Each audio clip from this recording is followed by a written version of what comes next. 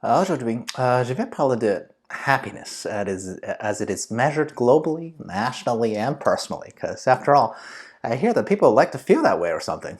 Who knew?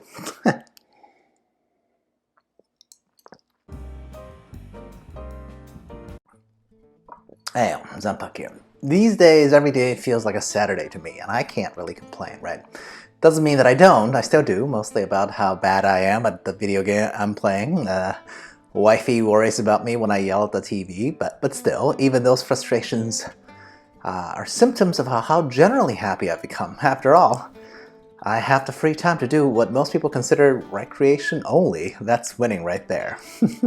But alas, not everybody's happy like me, and today I want to dig into it a bit as to why, and what my own personal reflections and suggestions are on this topic. Happiness, they say, is fleeting, but how can we better get there to begin with, right?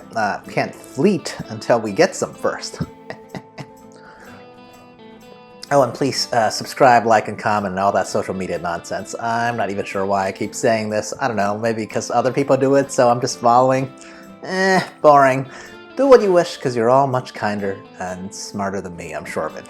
I'll be great regardless. So first, at the global level, right? Let's look at who's at the top of the World Happiness Index. Now, I see 7 out of top 10 are Northern European countries. I mean, maybe I'm being generous, but I'm putting Switzerland in there as Northern as well, right? So what do these places have in common? Well, they all have a reasonable social net and high taxes to go along with that. But also, they're in places that are generally cold and depressing. Yes, they do have the high depression numbers to go along with that subjective opinion of mine on their weather, okay?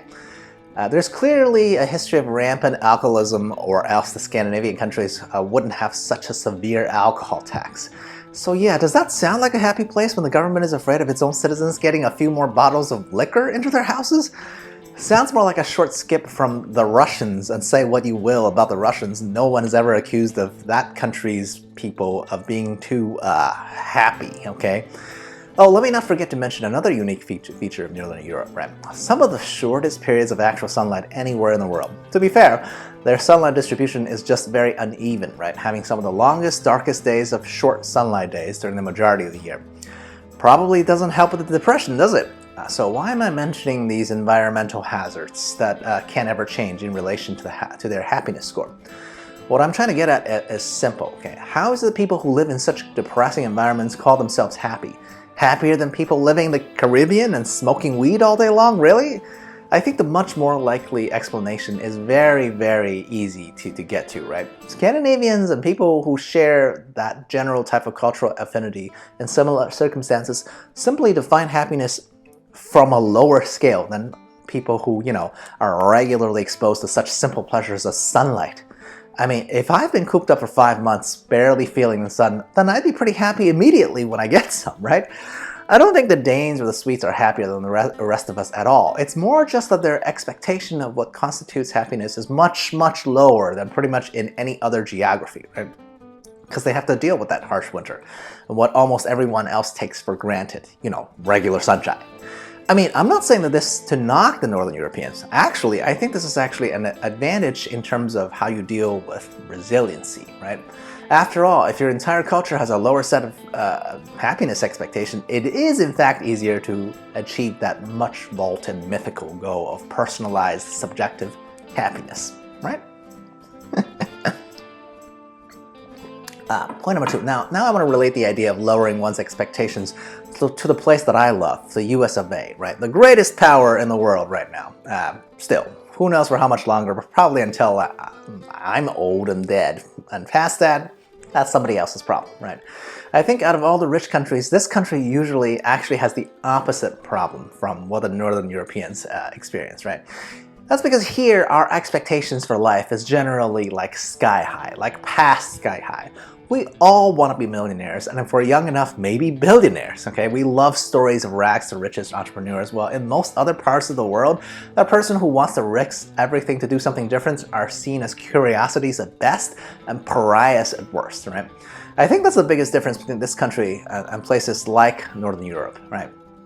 Or the place that invented this whole happiness index idea. That's Bhutan, I mean, seriously, has anyone ever heard of anything that's made or invented in Bhutan, like ever? What I'm getting at is that, in my opinion, ambition is the opposite of happiness on a generic scale, right? In places like the US, there are such fantastic heights to strive for, and that's generally socially accepted as good to strive for these things. Of course, most people would feel like they haven't quite measured up, especially compared to places that are more equal and where innovation is something, where anything special or different are frowned upon. Again, I'm not making judgments as to which society has it right? Because each person is different, right? I'm sure for the vast majority of people who are followers by default, right, it may be absolutely the case that a more equitable society may be more preferable, because that would imply the average person would have their needs taken care of without the social expectation that they too should strive for more. But instead, they can just be happy with knowing that they don't really have to keep up with the Joneses at all, because everyone, relatively speaking, externally shows the same amount of material comforts, right?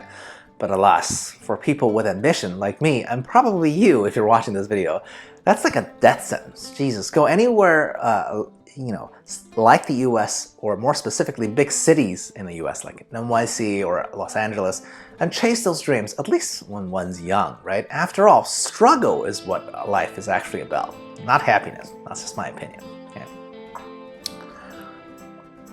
Now, finally, at a personal level, I think it's really easy to become happier, actually, right? Well, I want to live in a place that rewards striving and reaching for more. In my own small microsphere of influence, I'm almost always happy because I keep that first global lesson in mind, which is I keep my expectations reasonable, right? I don't want to say, maybe the way I put it before made it sound crappy because I said lowering it, but it's really keeping it reasonable. Because at a personal level, the greatest danger to happiness is just lifestyle inflation, especially with social media and FOMO being so prevalent these days. Somehow we all think our friends or neighbors' lives are as good as portrayed on Facebook or Instagram or whatnot. What a joke, okay? Honestly, none of us has a realistic picture of what any other household's inner workings are really like, right? Just because somebody has an immaculate social media image is not indicative of happiness. Remember, every time they catch a serial killer and interview the neighbors, all the neighbors ever say is, "Oh, I couldn't have imagined. They all just seemed like such a normal, nice couple, blah, blah, blah." Yeah, so next time you feel jealous of someone else's perfect pictures, please just keep in mind that you have zero ideas of what deep, dark secrets they've got behind the scenes. Okay, seriously though. Surprisingly, I grew up being told repeatedly that I'm just a normal, regular person. A regular, normal person all my life.